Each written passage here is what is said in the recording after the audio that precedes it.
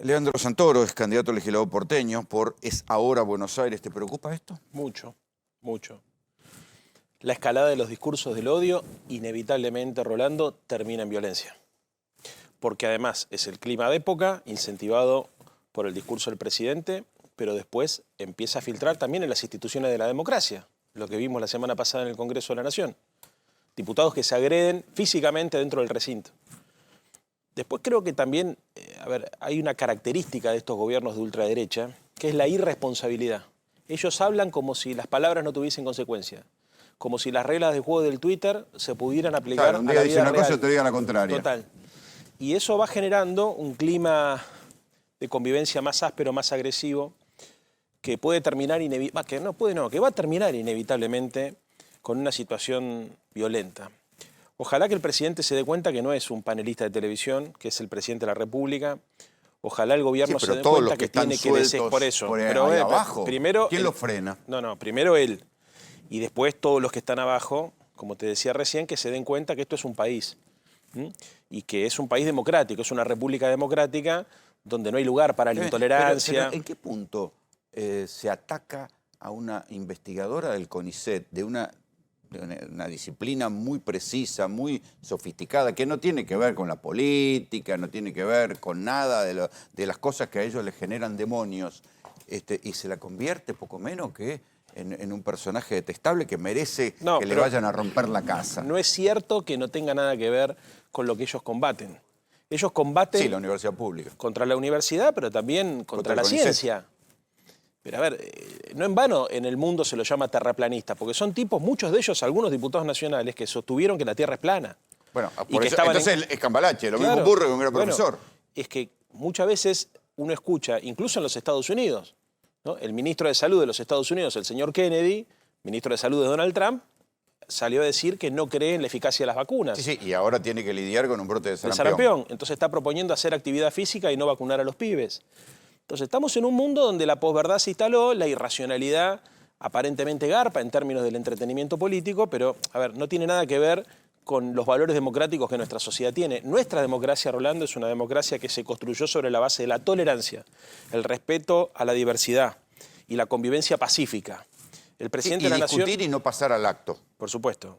Discutir, medir las consecuencias de las palabras, y lo más importante de todo es entender que la verdad no te asiste solamente a vos. Porque acá lo que hay es un razonamiento fanático. Entonces, los fundamentalismos siempre terminan en violencia. Cuando vos crees que los que están enfrente son todos unos hijos de puta que merecen ser destruidos y vos sos la representación de la persona de bien y te comiste ese viaje, bueno, lo que termina ocurriendo es que un día pensás que de verdad, para que a la Argentina le vaya bien, lo mejor que puede pasar es eliminar. Mañana es 24 de marzo, ¿a qué te hace acordar esto? Sí, claro. Sí, que por otra parte también el gobierno instala el revisionismo sobre la dictadura. El negacionismo. Porque, salir a discutir la cifra de los 30.000 desaparecidos va en el contexto donde ellos quieren suavizar lo que pasó en la Argentina. Y bueno, no somos ingenuos, ¿no es cierto? Quienes defendieron durante muchos años a los represores, en realidad lo que están tratando de hacer es blanquear un proyecto de país que tiene mucho que ver con esos valores de la intolerancia y de la racionalidad, de una sociedad desigual, de una sociedad que no reconoce en el otro un par, porque son jerárquicos. Vos fíjate, una de las cosas que más me asustaban a mí del candidato Milei era cuando él se autodefinía como superior estética, moral y políticamente. Y estaba todo el tiempo necesitando subrayar la inferioridad de sus adversarios. Ese razonamiento es un razonamiento muy peligroso, Rolo. Porque, la democracia parte de una premisa básica, que es que todos somos iguales. Lo ejecutó cuando llegó a ser presidente. Ni hablar. Los que no pensaban como él eran mandriles. Claro. Por eso sin contar las metáforas anales, digamos. No, por eso. Entonces, y acá viene otro elemento que es el tema de la crueldad y de la necesidad de humillar al otro. Y te voy a decir una cosa, y no solamente es responsable el gobierno, sino también el sistema político que naturaliza este tipo de cosas. Y una parte... Porque dice, bueno, es una táctica, pero bueno, es medio de mentirita. No, claro. Cuando vos ves que a una investigadora del CONICET le van a romper la casa a la vieja, ya deja de ser una exageración y una mentirita. Sí, pero pasa todos los días. Pasa todos los días. Las amenazas son cruzadas, son constantes. Pasa en la Cámara de Diputados, pasa en la calle, pasa en todos lados, Rolo. O sea, yo creo que ustedes hacen muy bien en mostrar el caso de esta doctora, pero también seamos conscientes que es un caso de tantos que uno escucha todos los días. Porque, insisto, el fanatismo, como cualquier tipo de fanatismo, el político, el religioso, cualquier tipo de fanatismo, inevitablemente conlleva la violencia, el uso de la violencia. Piña. Por eso, a las piñas en el mejor de los casos. Sí, sí. Digo, en la Argentina se construyó la imagen de un enemigo al cual había que aniquilar y eso derivó en el Estado terrorista. Insisto, mañana es 24 También de marzo. la guerrilla aniquilaba a los enemigos. Sí, pero son dos discusiones distintas. A ver, el rol de la guerrilla, o si querés, de las organizaciones armadas, obviamente que tiene que ser discutido y que se ha discutido mucho en la Argentina. Vos sabés cuál es mi procedencia. Yo provengo del alfonsinismo. Digamos, yo siempre creí y defendí las ideas de la democracia y de la libertad y de la vida. Digamos, la defensa de la vida por sobre todo. Pero es incomparable lo que puede hacer, no en la democracia argentina, en cualquier democracia del mundo y en el sistema legal, lo que hace el Estado. Exactamente. Sí, claro, entonces, es lo que hubiese jurídica. correspondido frente al accionar de organizaciones armadas en democracia, fundamentalmente era darles un juicio justo y la posibilidad de un juicio como en cualquier otro orden constitucional. Como sucede en Italia, exactamente. Eso no fue lo que ocurrió. Entonces, más allá de ese debate, que es un debate, por supuesto, siempre interesante y necesario de dar, a mí me parece que lo que hay que subrayar acá es la responsabilidad del poder político. Y hay que subrayar además algo que está atrás de todo esto, que como te decía recién, es la intolerancia y la idea de que hay algunos que son preclaros, iluminados, que son los dueños de la verdad, que tienen derecho de imponerte al otro su forma de ver las cosas. La democracia, Rolo, parte de la premisa que nadie es dueño de la verdad y que todos tenemos una parte de la verdad y que estamos obligados a negociar. Un consenso. Un consenso porque inevitablemente, por una cuestión hasta de perspectiva, hasta tu peor enemigo tiene una posibilidad de tener parte de la razón en una lógica argumental que puede compartir uno con vos, ¿me entendés? Pero el gobierno puede decir, yo tengo una minoría en la Cámara de Diputados y en el Senado y estoy sacando leyes por consenso. No, ellos sacan leyes comprando senadores, comprando diputados, apretando gente. No siempre. Y bueno, mirá lo de Cuader, por ejemplo. Sí, sí. Mirá lo de Pagano, cómo la están apretando. Mirá lo que hicieron con el diputado Sago. ¿Por qué terminaron las trompadas? Porque le dijeron, Oscar, levántate de acá. Lo fueron a apretar en vivo. No tiene antecedentes esto, nunca lo vi. Bueno, eso sin contar el audio de Menem. El audio de Menem, pero tantas otras cosas. Hay una práctica muy común. Vos hablás con los diputados que acompañan estas leyes y en general siempre, algunos hasta lo hacen, te iba a decir en general, atrás del recinto te dicen que no coinciden, pero que bueno, que la gobernabilidad, empiezan a esgrimir argumentos. Pero ya en la última sesión, donde votamos el apoyo al DNU para cerrar el acuerdo con el Fondo Monetario Internacional, lo que es evidente, pero a ver, es inconstitucional y viola una ley argentina, algunos diputados incluso en su propio discurso en el recinto decían que estaban haciendo mal lo que estaban haciendo, pero que lo iban a hacer igual. Sí, sí. Entonces, es enloquecedor. Porque vos tenés gente que te dice una cosa y hace exactamente lo contrario. Y el sistema político y el sistema mediático... ¿Es por miedo que se vaya todo el carajo? Yo creo que es por miedo a la represalia. Porque, a ver, un presidente tiene autoridad, obviamente, y él tiene, el presidente, en este caso el presidente Milei, tiene todo el derecho del mundo a fijar una agenda, a construir consensos. Pero yo no conozco a nadie que me haya dicho, que haya comentado públicamente que pudo consensuar, incluso dentro del propio bloque oficialista, algún tipo de posición de esta naturaleza. En general, muchos diputados se enteran en el recinto de lo que tienen que votar. Es como una dinámica de alineamiento automático. Base, con todo su quilombo, perdió un montón de artículos. Ahí hubo un grado de negociación. Se cayó. Sí. Bueno, sí, y además también eran inconstitucionales. La ley base, Rolo, fue un papelón. Sí, está bien, pero en 600 artículos quedaron 200. Sí. Hubo algún grado de consenso. No, no es que hubo un grado de consenso. Lo que trajeron verdaderamente era un papelón, en un absurdo. A mí me pasó, yo estaba en las comisiones, de hablar con todos los ministros, hasta con Patricia Bullrich, diciéndole acá dice tal cosa, y los tipos no sabían lo que decía la ley, te lo juro por mis hijas. Yo te digo, esto que te estoy contando por ahí parece una exageración de un político en campaña. Yo sé que la gente desconfía. Créeme lo que te digo. O sea, había artículos que hablaban de materias específicas de los ministros que venían a defender que no sabían. Bueno, ¿por qué la elección de Buenos Aires se ha convertido casi en una elección nacional? ¿Porque es el primer round? Bueno, a ver, en principio porque también se está empezando a ver un fenómeno que es muy interesante, que es la fractura de un bloque de poder. En la ciudad de Buenos Aires hay una novedad, que es que la coalición que gobierna la Argentina, donde obviamente está la Libertad Avanza, el PRO y un sector de la centroderecha, se rompe en la ciudad. Entonces la gente se pregunta por qué. ¿Por qué quienes votan en conjunto? Bueno, ¿cómo fueron juntos a la elección del 2023? algunos sí fueron juntos. O sea, hay distintos sectores. No, en la ciudad, digo. No, pero... Marra por un lado. Sí, pero por ejemplo Larreta era parte de la coalición del PRO, ¿no es cierto? Y ahora no está, y hay sectores que estaban... Se rompió en 3. Claro, y Marra estaba dentro de la coalición de la Libertad Avanza. Claro, entonces, si vos te pones a pensar, se fracturó todo. Se fractura todo porque en la ciudad de Buenos Aires, además de discutir el poder, se está discutiendo un botín.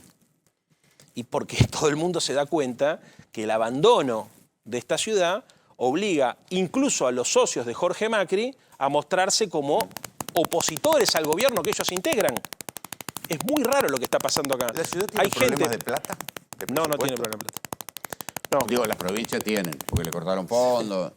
¿La ciudad tiene problemas de plata? No, la ciudad lo que tiene, es un problema de mirada. La ciudad no tiene una mirada inclusiva, no tiene una mirada... ni siquiera tiene una mirada de eficientismo. Durante muchos años, Mauricio Macri creó un concepto que era la idea de un partido que estaba a favor, el PRO. Y en algún momento dejaron de ser PRO para pasar a ser anti. Y se empezaron a acostumbrar a ganar elecciones con el antiperonismo, con el antiquinerismo, con el anti. Y eso hizo que sus funcionarios sintieran que los errores de gestión no tuviesen costo. Sentían que se podía mandar cualquier cagada. Que alcanzaba con putear al peronismo. Que alcanzaba, entonces, asustemos, que total vale todo en la ciudad de Buenos Aires. Ese modelo es un modelo que empieza a entrar en crisis ya el año pasado, en realidad en el 23, cuando nosotros hacemos una elección histórica, porque nosotros ponemos en discusión los negocios de la ciudad, los negocios inmobiliarios, los negocios de las concesiones, ¿viste? Y además venimos a plantear un modelo de ciudad humana. Ya en ese momento nosotros veíamos los 2 últimos años del gobierno de Larreta empezaban a fallar cosas y el último año fue terrible. Pero lo que uno puede decir también, pero está bien, pero la ciudad, cuando vos cruzas la General Paz, del otro lado se está peor. Es incomparable lo que pasa de un lado y del otro, porque las unidades políticas y el volumen de negocio... La inseguridad, los hospitales, las escuelas... Sí, pero el rol es incomparable. La ciudad de Buenos Aires son 204 kilómetros cuadrados, repito, 204 kilómetros cuadrados y tiene un presupuesto de más de 10.000 millones de dólares. O sea, es incomparable. La ciudad de Buenos Aires no se tiene que comparar con La Matanza, se tiene que comparar con París, por el PBI, por las características de la ciudad, por el nivel de recaudación. La mayoría de las empresas nacionales liquidan acá ingresos brutos, porque además es una ciudad que tiene... O sea, no tiene problema con los fondos que cortó Milei. No, para nada. No solamente no tiene problema, sino que además... No debería estar en ajuste. No, es una ciudad, en todo caso, el problema que tiene es que gastan mal los recursos públicos de los porteños. Se cobran muchos impuestos, pero se gasta muy mal. El problema de la ciudad de Buenos Aires hoy... ¿Qué faltas para vos? Primero, una mirada sobre qué proyecto de ciudad querés. Eso puede ser un poco guitarrero. No, pará, te lo digo por qué.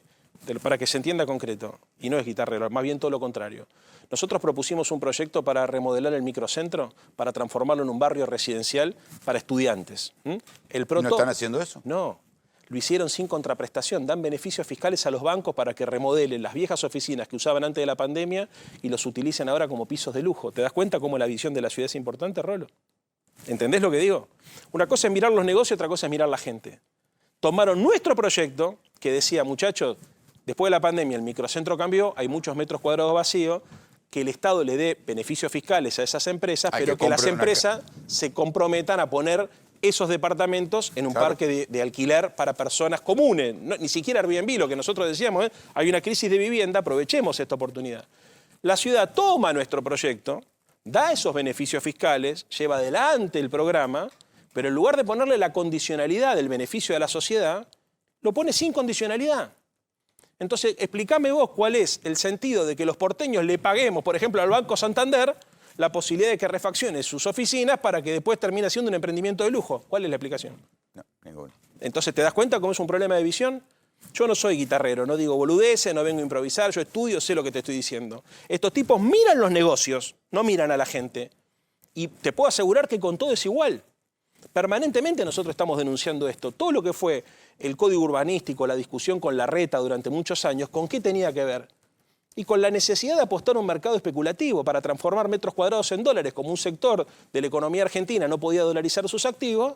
Entonces la ciudad de Buenos Aires se terminó transformando en realidad en una fábrica de dólares. ¿Cómo hacemos para transformar pesos en dólares? Construimos viviendas de lujo que están vacías, 200.000 departamentos vacíos. ¿Y eso sobre qué impacta? Sobre el mercado de viviendas de alquiler de las personas comunes. Sí, y además ahora hay una crisis, porque ya no viene el turismo, porque Buenos Aires está cara, la Argentina está cara, Claro. y ya no es negocio hacer un alquiler temporal a turistas. ¿Y por qué no hay tanto quilombo ahora con las construcciones que y típicamente teníamos problemas en barrios como este, en Palermo o en Núñez, por ejemplo? Porque también el tipo de cambio desincentiva la construcción, entonces hay muchas obras paradas. Pero el problema sigue estando, ¿entendés? Entonces, digo, hay un problema de visión. Ellos verdaderamente no tienen una visión humana y sensible de las cosas. Por ejemplo, hay un problema con la basura. ¿Qué dice el jefe de gobierno? Es una cosa que no lo puedo creer, Rolando. No, el problema que hay en la ciudad de Buenos Aires es la pobreza. A ver, la basura no tiene que ver con la pobreza. Ellos, cuando muestran los videos del equipo del gobierno de la ciudad limpiando la ciudad, llegaron a mostrar personas con el uniforme del gobierno de la ciudad, con hidrolavadoras, sacando a homeless, a personas en situación de calle, con una hidrolavadora y mostrando cómo quedaba limpia la ciudad después que esa persona salió del lugar donde estaba. Primero eso Está es bien, un pero la cantidad de homeless es un problema. ¿Qué se La hace gente en con situación de calle sí es un problema del aumento de la pobreza. La basura no. El problema de la basura es que no controlan las empresas, Rolando. Que las empresas laburan menos. Ese es el problema. Es una mentira lo que están diciendo estos tipos. Y el problema de la pobreza se debe a que apoyaron un gobierno que generó una recesión de la puta que lo parió y lo que está provocando es un aumento de los niveles de pobreza. Está bien, pero que la gente que revuelve los contenedores, vos no le podés pedir que después te dejen la basura ordenadita. Aumentar la frecuencia del limpiado. Porque, a ver, problema está. A ver, ¿vos te acordás de lo que fue la salida de la pandemia? Había pobreza ahí, un montón. Los niveles de pobreza. ¿Y vos viste la ciudad tan sucia como ahora? No, es uno de los grandes debates, de hecho. Pero ¿por qué está sucia? No es porque aumenta la pobreza. Porque, a ver, que aumenta la pobreza tiene obviamente un impacto sobre la ciudad. Esto que decís vos, el cartoneo, bueno, todo esto. Pero el problema, en otros momentos también tuvimos y nunca vimos la cosa como está ahora. Hoy te pongo otro ejemplo. Pusieron los contenedores antivandálicos. Caballito, Rosario al 100. Esos contenedores antivandálicos, le digo a la gente que no es de la ciudad de Buenos Aires, son unos contenedores que están pensados para que la gente no se pueda meter adentro a sacar la basura, entonces tiene un sistema. Bueno, como no conocen la ciudad, Rolo, no entra la basura de los consorcios. Las bolsas grandes. Las bolsas grandes quedan abajo. Acabo de subir en mis historias de Instagram, perdóname que te pase el chivo, métanse, Leandro Santoro, está en las historias de Instagram, lo que pasa sobre Caballito hoy. Un portero me lo mandó, Leandro, mirá lo que pasa, no nos entran las bolsas. No conocen la ciudad, no la viven, no son de acá, no la quieren, no hablan con la gente, es un problema enorme. Entonces, ¿qué es? Y yo no sé si hay un negocio atrás de eso, pero otra, Rolo. ¿Cuándo viste vos que un gobierno que lleva 20 años gobernando inaugure renders digitales hechos con tecnología de inteligencia artificial? ¿O qué es la línea F? ¿O el puente este circular? Escuchame, Rolando, están haciendo campaña. El anuncio. Pero hacen campaña, a ver, hoy la ciudad, le digo también a la gente del interior, este es un canal muy federal, lo ven en todo el país, si vos caminás por la ciudad de Buenos Aires ves todo empapelado con anuncios de la línea F. ¿Lo has visto vos? Sí, sí, claro. Al futuro, qué suerte la línea F. Mauricio Macri le mandó un tuit a Jorge Macri diciendo te felicito por la línea F, llega a la cancha de Boca. Hablan en presente. Rolo, la línea F no existe. No hicieron un pozo, no está la licitación, no se la adjudicaron a nadie. ¿Y es verdad que ya se había anunciado? La anunciaron hace 15 años que la anunciaron. También subimos otro video, el último que me acuerdo, Larreta en el 2015, 28 de abril de 2015, en C5N, Larreta anuncia la línea F. Pero antes ya la había anunciado también Mauricio. ¿Y por qué Larreta va por afuera del PRO? A ver. Son dos maneras de ver la ciudad. Pero si Jorge Macri era ministro de Larreta. Sí.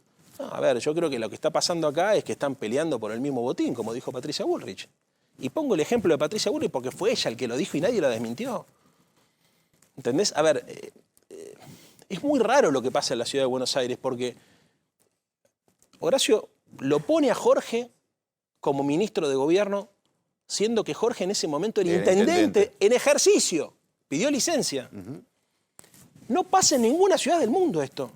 El tipo después además lo termina acompañando y como la gestión se va a pique, pero la gestión no se va a pique porque Jorge es vago o porque trabaja menos que él, se va a pique ya el último año de Larreta porque se dedicaron a hacer campaña nacional y a recolectar para la campaña nacional. Mirá lo que te digo con una fuente inobjetable. Eduardo Paladini, editor de Clarín, hace 2 años atrás publica en el diario un off que obtiene sobre importantes dirigentes del PRO en un congreso donde iban a resolver las candidaturas. Entonces Eduardo publica, le pregunto a uno de los funcionarios si existía la posibilidad de que lo apoyen a Martín Lustó. A lo cual me responden, ¿vos te pensás que estamos locos? ¿Que le vamos a regalar esta caja a los radicales con la que financiamos 2 campañas presidenciales? Ahí tenés la explicación de por qué está en crisis todo. Porque se dedicaron, porque la usan como un trampolín a la ciudad. Porque no la quieren, porque no la aman, porque no les interesa a la gente, les interesan los negocios. Pero ni siquiera es que pienso que lo hacen de perverso. Se acostumbraron a hacer así porque hace muchos años que funcionan así y no tiene costo. Mirá lo que te cuento del microcentro, mirá lo que te cuento de la gente en situación de calle. La ciudad ha sido la que permitió que De la Rúa fuera presidente, que Macri fuera presidente, y por eso Larreta también pensaba que era la continuidad lógica de gobernar la ciudad y ser presidente. Y con toda la guita que puso, terminó perdiendo la interna con Patricia Bullrich porque la ciudad no estaba funcionando bien. Entonces el problema, ¿sabes qué? No es la mala gestión de Jorge, es el sistema que armaron estos tipos hace 18 años, que no da para más. Porque inclusive yo te voy a reconocer, hay muchas cosas que el PRO hizo bien en esta ciudad. Tuvo una agenda propia de desarrollo. A ver, que el Metrobús aportó soluciones, no lo podemos negar. Que las bicisendas eran un reclamo nuestro y que los tipos tomaron, no lo podemos negar, lo llevan adelante. A ver, hay gente, por ejemplo, que te reconoce el soterramiento del tren, o sea, no, el viaducto del tren. Sí. O sea, hay cosas que funcionan, por supuesto que hay cosas que han hecho bien. Pero en algún momento dejaron de apostar a eso. ¿Y la seguridad? Rolo, porque también siempre la cosa así, la gente que viene de provincia acá sabe que en provincia te tienen que andar mirando todo el tiempo para los costados porque hay un problema mucho más grave de seguridad que en la ciudad de Buenos Aires. Con todo lo que pasa acá. ¿Cuántas manzanas tiene la ciudad de Buenos Aires? Y debe tener 2.000. 12.000 manzanas. Ah, manzanas, mira. ¿Cuántos policías tiene? 27.000. Ah. Tiene más de 2 policías por manzana. ¿Entendés lo que te estoy diciendo? Está bien. Pará. Administrar una ciudad de 204 kilómetros cuadrados no es lo mismo que administrar cualquier provincia. Segundo, no controlan la policía de la ciudad. El quilombo este de Jessica Sirio, había 7 policías de la ciudad involucrados en la extorsión. Sí. Cuando se empezaban a fugar los presos a principio de año, el gobierno de la ciudad de Buenos Aires le echó la culpa a la policía y descabezó a toda la cúpula. Y se volvieron a fugar. En los últimos 6 años hubieron 6 ministros de seguridad. No, y además que no se ponen de acuerdo con Patricia Bullrich, que la reciba a los presos en el servicio penitenciario. ¿Y de qué partido político es Patricia Bullrich? Sí, ya sé. ¿Del PRO? Era. No sé, pero a ver, son todos del PRO.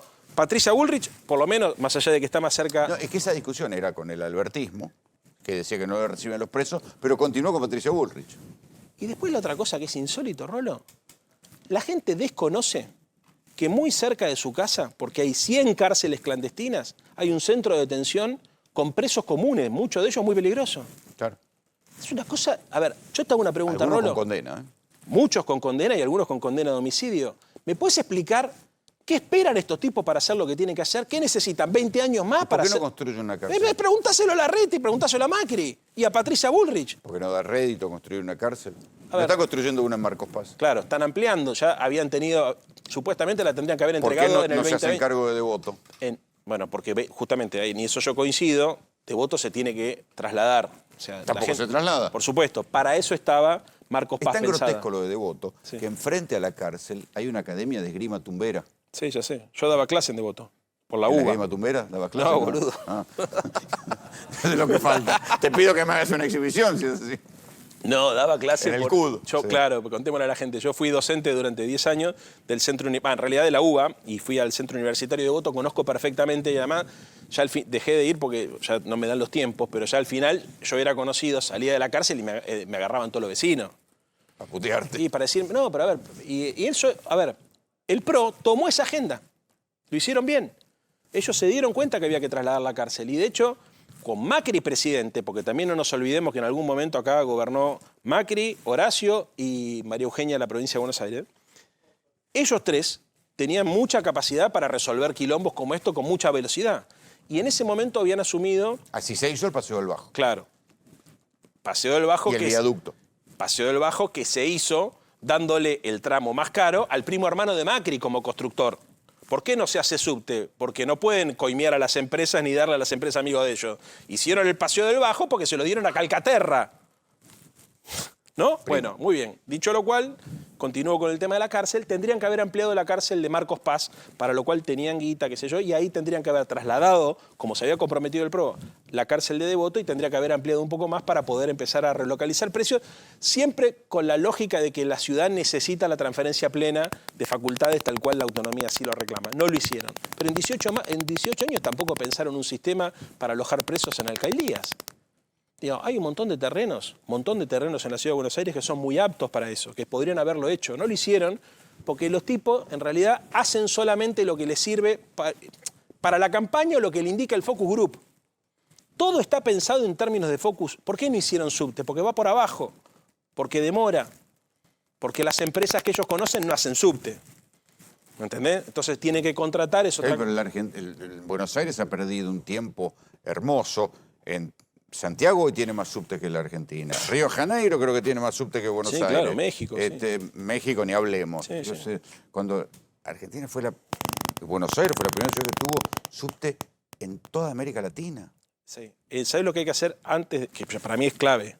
Ojalá algún día nosotros podamos hacernos cargo de esta ciudad, gobernarla y poner en marcha un plan de expansión. Hace el día que me vas a dejar atender el teléfono. Nunca, jamás. Tengo un galpón lleno de todo lo que dijeron lo mismo. Uno incluso el presidente, mira. Sí, pero no, conmigo no va a pasar eso, te quiero mucho y te valoro mucho. Rolo, el subte llega solamente a 24 de los 48 barrios. Toda la parte oeste de la ciudad no está conectada. Pero lo primero que tendrían que hacer es sacar el asbesto y poner escaleras mecánicas y ascensores, porque solamente la mitad de las estaciones de subte son accesibles para las personas. Pero los ascensores después los vandalizan y no funcionan Escalera nunca. mecánica, no, pero a ver, ¿cómo puede ser? ¿Por qué no ves personas con discapacidad ni adultos mayores? Mi vieja, por ejemplo, que vive ahí en Avenida La Plata y Valle, no puede tomársele. Está bien, pero hay un punto donde vos... celebro que existan los ascensores, no funciona ninguno, están todos vandalizados, pintado, arruinado, roto. ¿Sabés por qué me estás haciendo este comentario? Porque vos también te acostumbraste a 18 años del gobierno del PRO, entonces todos tenemos la idea de que no se puede hacer. ¿En qué ciudad del mundo, con el presupuesto que tiene la Ciudad de Buenos Aires, la gente se acostumbra, no que no haya ascensores para las personas con discapacidad, que no haya escalera mecánica, a que la mitad de la red, y te voy a decir una cosa, Rolo, se votó una ley en la legislatura porteña que obliga al gobierno, y ellos también la votaron, que obliga al gobierno a hacer accesibles las estaciones, no lo hicieron. Entonces todo es una joda, ¿me entendés? Todo es una joda. Y lamentablemente todos nos acostumbramos a que estos tipos, bueno, viste, a ver, la Ciudad de Buenos Aires puede soñar de verdad con volver a ser la capital cultural de América Latina, ser una ciudad pujante, generar inversiones reales para mejorar la calidad de vida de la gente. No puede ser que esté todo el tiempo la idea de comparándose con provincias pobres o con conurbanos, con municipios pobres del conurbano. Esta cosa que hicieron los del PRO en los últimos años para justificar su incapacidad y su ineficiencia, de decirle a los porteños que no se puede hacer lo que en algún momento ellos se comprometieron a hacer y que incluso en algunas oportunidades lograron hacer. Porque te guste o no te guste, los tipos en algún momento llevaron adelante... cambiaron el modo de gestión y muchos copiaron la gestión del PRO. Por supuesto, yo creo que igual generaron una sociedad más desigual y más injusta.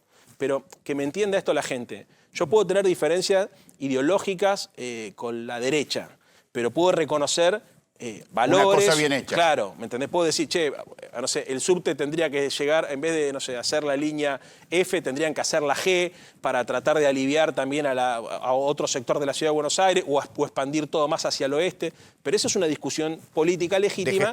De gestión. No está pasando eso. Lo que está pasando acá es que estos tipos directamente le mienten a los porteños. Le mienten. Ayer hablaba con una persona que vive en la provincia de Buenos Aires que no terminaba de entender cómo tolerábamos que hicieran la campaña de publicidad que están haciendo sobre la línea F, no sin hacer un pozo, Rolo. No armaron nada. Nada. No está la licitación, no está adjudicado, no hay estudio de factibilidad. Es un anuncio de campaña. Pero hermano, lo estamos pagando todo. Pero es un anuncio de campaña. Bueno, no, está mal. Pero lo mismo, a ver, con todo es igual. Lean, gracias por venir. Gracias por la invitación.